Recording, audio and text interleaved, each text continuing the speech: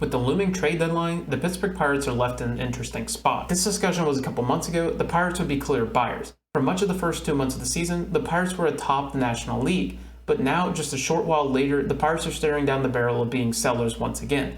Unlike previous teams, however, this team has a set of stars and prospects that makes the list of tradable options rather short. The first piece to consider is the ageless wonder Rich Hill. He's not the headliner starter of the deadline like the Max Scherzers or Lucas Giolitos of the world, but if a team is in need of an innings eater, this could be the guy. The veteran tandem at first base could also be up for trade. Neither Choi or Santana are the fearsome bats that they once were, but they could still offer value at their position in platoon situations or as a bench bat. Fan favorite Austin Hedges could also be on the chopping block. A team in need of a defensive catcher might take some interest. And finally, it's the consideration that no Pirates fan wants to hear, Andrew McCutchen.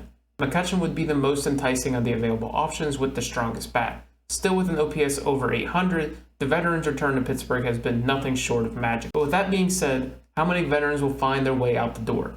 My advice? Sell them all. Minus McCutchen. McCutchen is the heart of this team and city, and the fan base might actually burn down the city if their beloved hero gets traded once again. And for the rest of the guys, they're all expendable.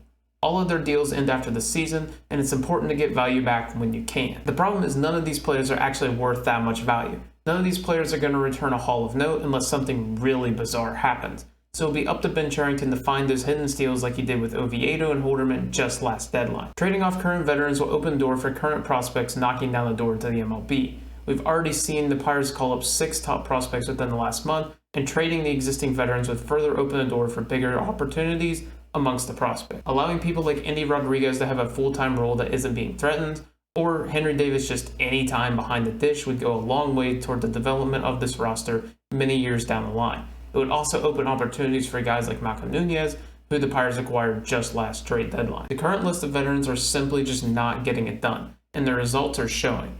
So why don't we just embrace the youth movement in Pittsburgh?